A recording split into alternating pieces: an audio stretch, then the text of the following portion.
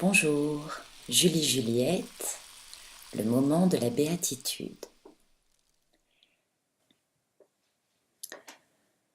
Une autre béatitude merveilleuse,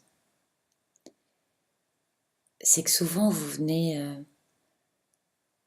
pour un soin avec, vous êtes chargé de corps, d'esprit, de connexion, de tout. Vous venez vider vos sacs, donc faut que ça sorte. Et il y a toujours un moment dédié finalement à ce moment très mental, très intellect, où le sac se vide. Après tout, on a le droit de faire sa victime, tant qu'on en est consciente. Il est important ce moment victime. Ces quelques secondes où je vis une émotion désagréable, parce que la façon dont je la regarde est désagréable. Quand le moment de la victime est passé, je peux enfin commencer à écouter les autres parts de vous. Je vous demande pardon parce que souvent je traverse vos mots. J'entends vos mensonges. Ce n'est pas des mensonges que vous faites pour me paraître plus jolie, c'est des mensonges que vous vous faites souvent à vous-même. Je crois que c'est comme ça que ça commence. J'entends les parts de vous refoulées, effrayées, qui se planquent derrière un bouclier de mental. Des parts de vous très colères, qui ont été tassées dans un coin, piétinées. J'entends les parts de vous qui se jugent, se mésestiment, se dévalorisent. Quand vous refusez de pleurer, c'est moi qui pleure pour vous. Parfois, on fonctionne en symbiose, c'est-à-dire que j'éprouve la même chose que vous, aux mêmes endroits. En général, c'est signe d'un fusionnel assez fort aussi, très momentané, mais parce que beaucoup de résonance. Et parfois, c'est en miroir. Ce que j'appelle en miroir, c'est quand c'est en opposé. Ce qui vous arrive à droite me touche la gauche. Ce que vous sentez à la tête, je le sens dans vos hanches, enfin dans mes hanches.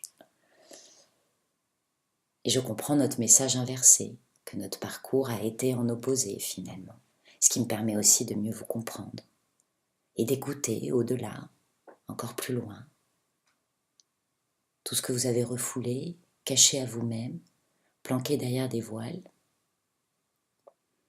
Ce sont parfois de vos mémoires d'incarnés.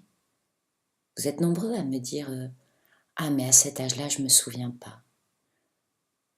Il est étonnant comme pour souvent effacer une émotion désagréable, on efface le souvenir qui va avec. Enfin, on l'efface. On le refoule, on l'étouffe. Et il revient, il crie, et c'est pour ça que vous êtes revenu. Mais vous ne l'entendez pas. Et je l'écoute pour vous. Et je vous le fais entendre. Et je vous lui fais lui parler. Et ça vous permet d'apprivoiser des parts de vous qui étaient redevenues sauvages, oubliées, comme un enfant qui a poussé dans les bois avec les loups. Et qu'est-ce que j'aime écouter ça? J'aime ça parce que pendant très longtemps, j'ai refusé d'entendre chez moi. Bien sûr, vous pensez bien que j'ai dû le faire, ce chemin, pour pouvoir vous permettre de le faire aujourd'hui. Le refouler,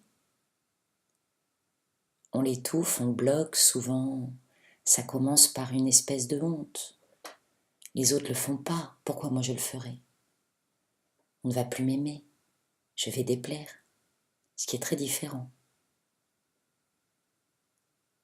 J'aime beaucoup vous poser cette question. Qu'est-ce qui vous fait le plus peur? Ne pas être aimé ou déplaire? Je vous fais un cadeau. Vous recevrez le message en privé si vous venez me poser la question. Sur mon site juliejuliette.fr ou sur cette page Facebook ou sur YouTube. À bientôt.